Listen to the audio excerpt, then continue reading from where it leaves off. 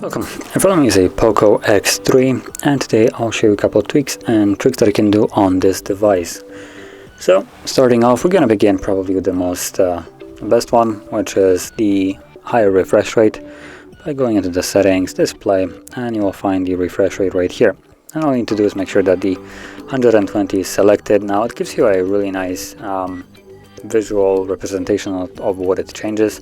So with 60 Hertz, it kind of looks choppy. As you can see, the ball kind of like switches places. Well, you can see it smoothly move on this one. In other words, if you don't get what it does, imagine a slideshow, and basically the slideshow is super fast, and on the 60 Hertz you have, for instance, 60 slides shown to you through a minute or through a second. I just shorten it so it looks different.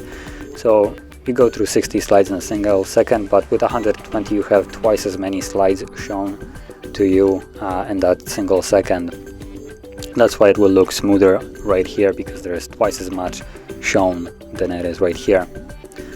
So once you change it, basically your display will be in 120 Hertz and everything will look super buttery smooth. So you can see it basically, I can see it here. For you, if you're trying to look this or see the difference on the video that I'm recording, this will not be visible. That is because the camera itself is recording at 60, and anything past that is just kind of lost. So I can see the difference, but you on the recording will not be able to. The only way you can see it at the moment is if you enable this on your own phone. Then moving on to the next one, it's going to be just a simple dark mode, which can be toggled either through the display or right here through the notification center. And when you toggle it on, you can see everything changes into dark mode.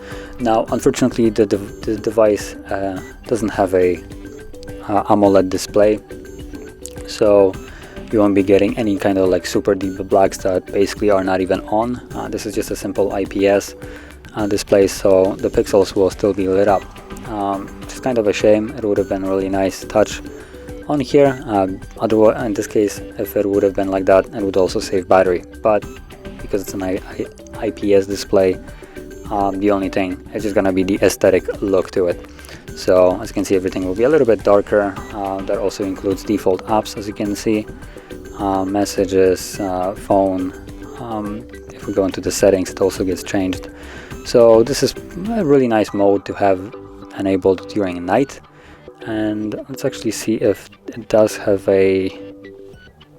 so it does actually have an ability to set as a schedule. So you can turn it on, and it will turn on automatically at 7 p.m. and turn off automatically at 7 a.m. So you basically don't have to mess around with it during day. It's going to be light during the night time. When the sun goes down, it's going to turn into dark mode and just make the usability a little bit more pleasant. Okay, so moving on to the next one, it's going to be the simple gestures, which will allow you to remove these outdated buttons on the bottom and change them into gestures. So you can swipe up to go home, swipe from the sides to go back. They do feel way better, and usability feel a little bit more comfortable rather than just trying to fiddle around with the buttons on the bottom. Now, it might, if you never use them, it might sound trivial, but once you start using them, you probably will understand what I mean.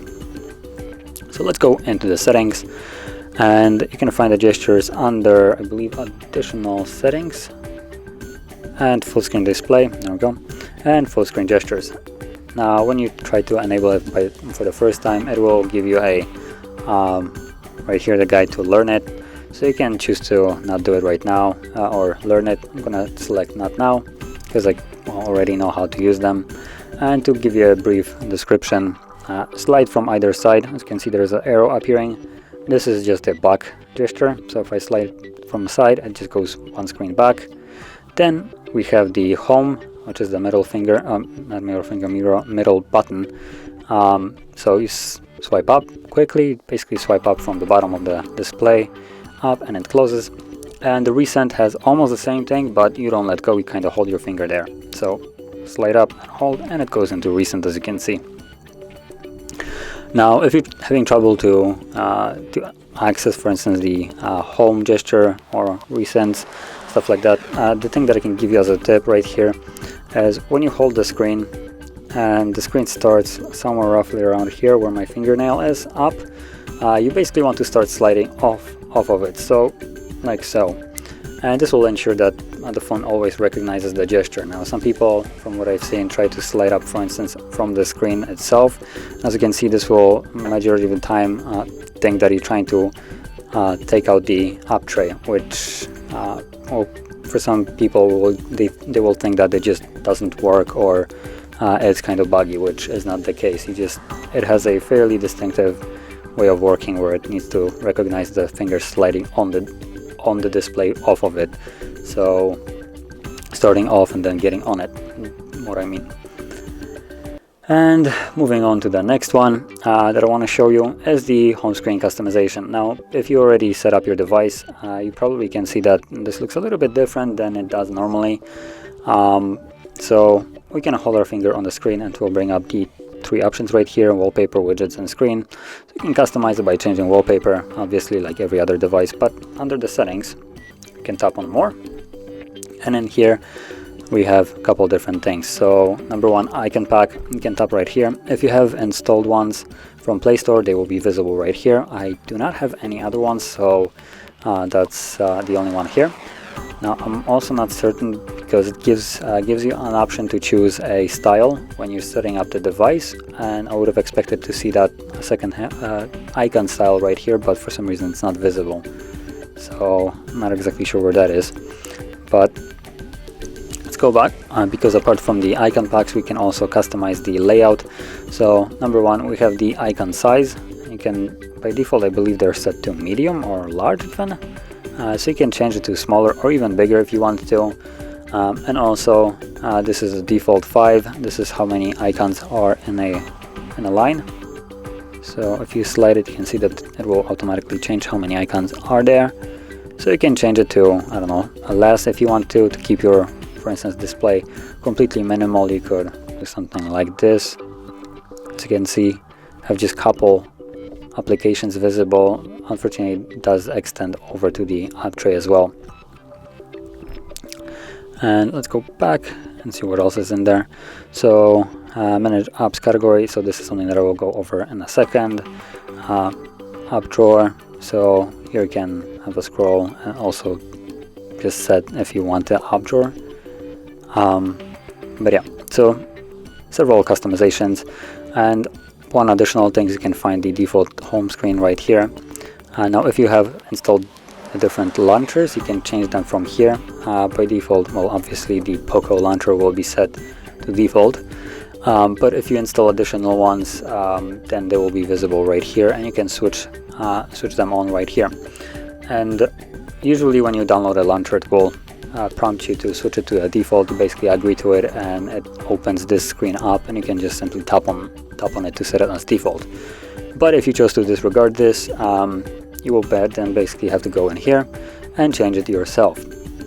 So whenever you go home, instead of going to this looking thing here, it will open up something else. As an example, I'm gonna bring my own phone so you can see what I mean. So for instance, we got the app, right? And when you go home, it opens up the Smart Launcher, which is something that I have downloaded.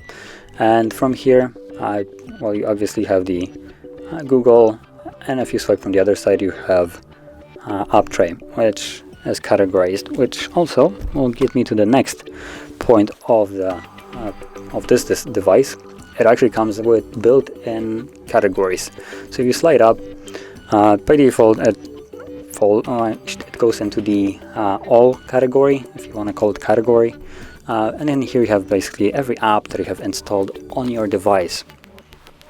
But you can also see there is communication, entertainment, photos, tools, shopping.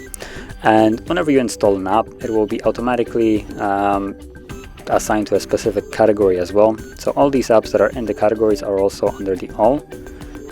And you can simply tap on the category right here to access it quickly.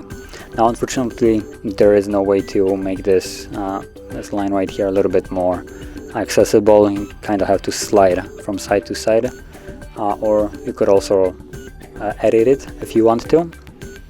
So you don't actually have to slide from side to side, you could just set it by a single letter or something like that, so all of it can fit in here.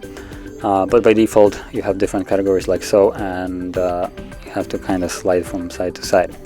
But if you want to edit it, you can again go into the home screen settings by holding and then going to more, and you will have it somewhere in here. Once I actually find it, notification, home screen, drawer, manage app categories. There we go. So you can disable categories if you want by simply just removing them, or you can also tap on the add button and add your own category. So you basically write the name of the category that you want to create.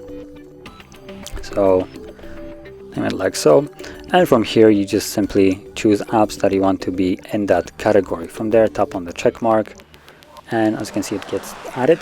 And now if I go into the app tray, you can see there is the category along with the apps that I have added. So you could, if you wanted to, you could basically add every app into its own category that you will create and remove these ones. So you can then have it in a much more compact manner right here if you wanted to. But this would conclude all the tweaks and tricks that I wanted to share. And if you found this video helpful, don't forget to hit like, subscribe, and thanks for watching.